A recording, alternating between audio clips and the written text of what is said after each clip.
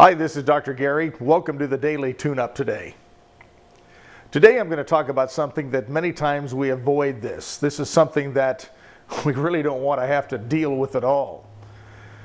Over the past several months, I've received several emails from all of you regarding this subject, and I got one last week that moved me deeply. It was from a mother who had lost her adult daughter just a couple of months ago. I'm talking about grief. Grief, you know that feeling when someone we lose is gone, and we feel that deep, deep loathing, anger, and despair, and depression, and that loss. You know, grief is a necessary process that we as human beings feel. In fact, it's not just us human beings.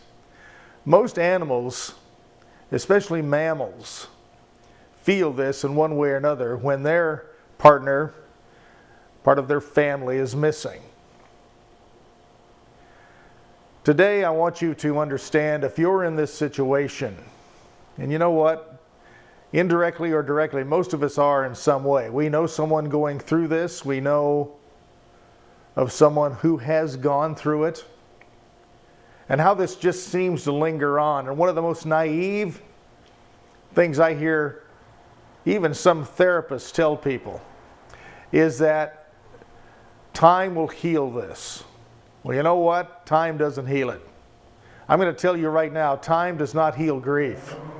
What heals grief is acknowledging it, moving through it, and talking about it. If you're grieving today, first of all, I want you to know how deeply I feel for you. In my private practice here, I work with this all the time. I want you to understand that when we lose a loved one, no matter how important that person was in our life or even how distant they were, when they're gone, we feel that. And that's a natural phenomenon. If you're feeling that today because you lost someone just recently or even a long time ago, it's normal. It's normal to miss that person because they were a fundamental part of your life. But here's one of the things I want you to understand. Whether it's spiritually or through common sense, understand this: that person, even though they're gone, still lives on inside of you, in your memories, and their legacy lives with you in the way you remember them. And if you'll remember someone with the light that they shed upon you, if you remember someone with the smiles and some of the funny stuff, if you remember the goodness in those people that are gone now, their life isn't in vain. In fact, they filled a purpose, a higher purpose. And their purpose was to give your life light and to teach you. And even in their death right now, you're to learn something. You're to learn that even though they are gone, you can remember them and understand facets and components and parts of them that also interface with you and other people, and still learn from that. Today, if you're grieving, I want you to be open about that. Be willing to show it, because the more you show it, and not be a victim of it, but to allow it, the more it will settle in, and that from that person that's gone will become more of you. Now, if you know someone, one of the most common mistakes people make is they don't know what to say. And one of the worst things you can say is, "I'm sorry." Because what are you sorry for? You didn't do anything wrong. Of course, we wish that they were not having to go through this. But rather than say you're sorry, let them understand that you're willing to talk about it, that you're willing to remember with them, that you're willing to acknowledge that person was here. So many people avoid the subject, and that is the greatest insult, and that deepens the grief, because it's like you just erased someone off the face of the earth, like they didn't matter. We don't even talk about them anymore. I remember my sister when my mother died, and she was the one that had to deal with everything after my mom was gone because I was so far away. She said, "Wow, It's just so easy to erase someone's life like it never existed. And the way she was looking at grief is our mother was all the stuff she had. Nah, she lives in each one of us. She lives in a lot of people.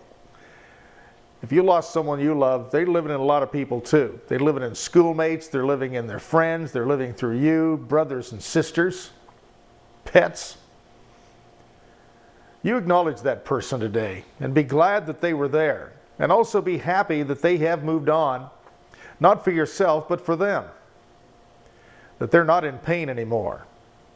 That whatever purpose they were to fill on this earth also still is alive and is alive within you today. Talk about it. If you're someone that would like to talk to me about it, I can help you.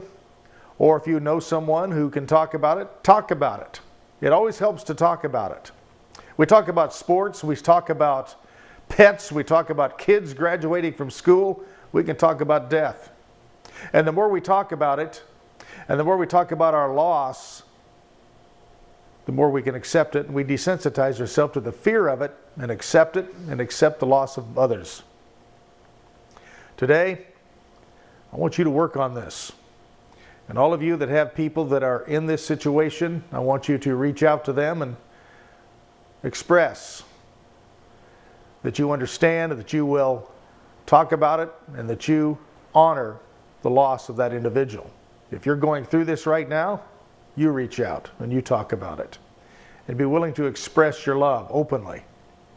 Until tomorrow, this is Dr. Gary, wishing you an extraordinary day today, and let's have a great week. Let's just make an attitude that this is going to be a really good week. Until then, love you. Bye-bye.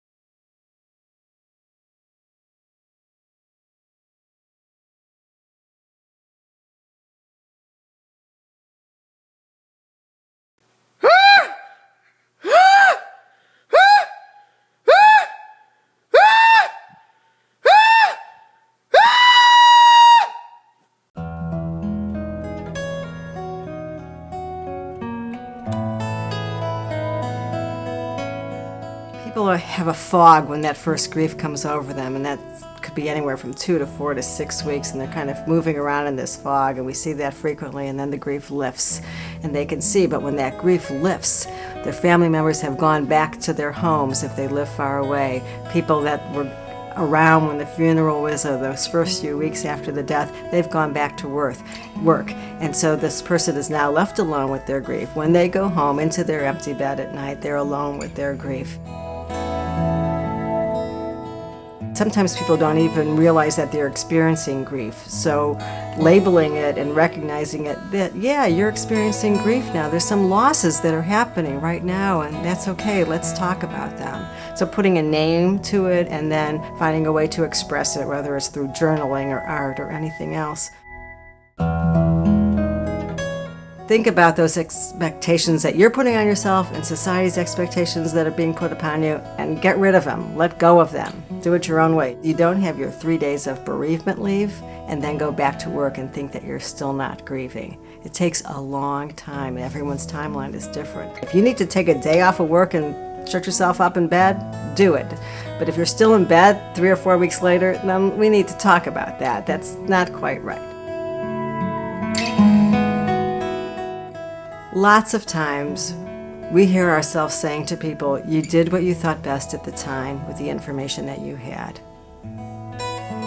That is something that we say frequently, and that is really the truth, that people do their best in the time when they're caregiving, and they're doing it with the information they have, what feels right, what their loved one wanted, what they thought everybody else wanted. They're making the best decision that they can in the moment with all the information that they have. People find ways to have relationships with their loved ones after they die, where they still have a meaningful place in their heart. Some people do that through their loved one's legacy, they're keeping on that legacy, and some people are just having that conversation with their loved one while they're driving home from work. And it works for them. And so they can say what they wanted to say. I wish I told you I loved you every single day. I'm going to tell you now. And that works for them. Grief is normal. It's necessary. It's a natural reaction to loss. And it's a unique experience on its own timeline.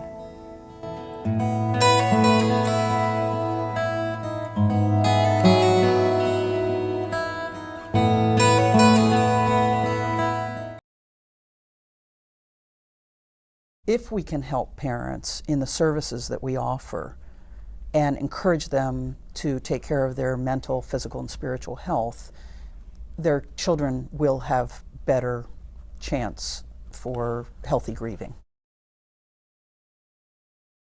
When I cry, I don't want anybody around. I don't want to be hugged. I don't want to be said, oh, it's going to be okay. I don't like any of that because nobody really knows the situation as I do. Nobody knows how I'm feeling, so I don't like to be comforted.